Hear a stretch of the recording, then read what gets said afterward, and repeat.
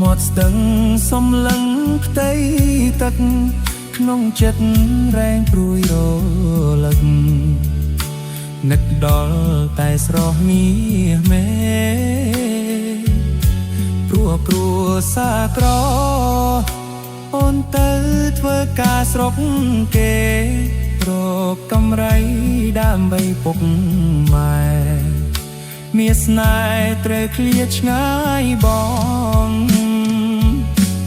ខ្យល់បក់ស្លឹកពោសូដូចបត់ភ្លេងនឹកទីធ្លាប់អង្គុយលេងប្រឡែងនិយាយសាសងមុនអូនចេញទៅបើលួចយំខ្សាប់ប្រាប់បងថាមិនយូរស្រីងៀមនួនអងវិលមកក្របងវិញហើយទប់មិនយំ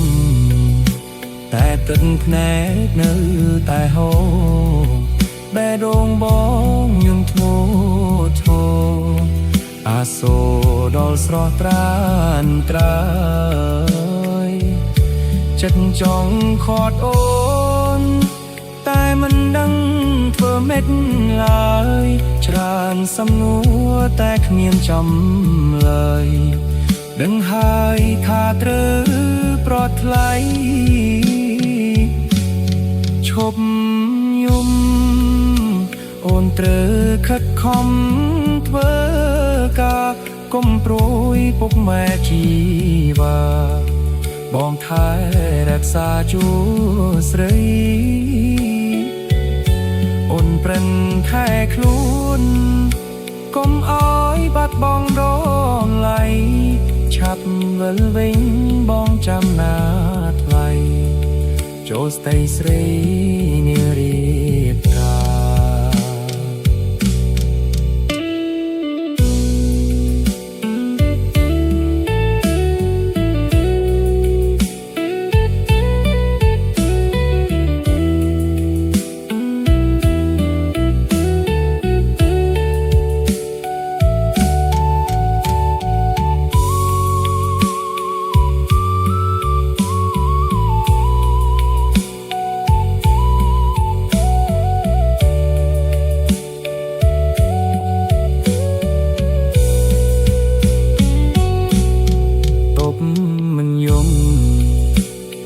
ទឹកភ្នែកនៅតែហូរបែរដងបងយំធ្ងរធ្ងរអាសូរដល់ស្រស់ត្រានត្រើយចិត្តចង់ខត់អូនតែមិនដឹងធ្វើម៉េចឡើយច្រើនសំណួរតែគ្មានចំឡើយដឹងហើយថាត្រូវប្រត់ថ្លៃឈប់យំអូនត្រូវខិតខំធ្វើការកុំព្រួយពុកម៉ែជីវ៉ាបងខែរក្សាជួស្រីអូនប្រឹងថែខ្លួនកុំអោយបាត់បង់រំលៃឆាប់វិលវិញបងចាំណាថ្លៃ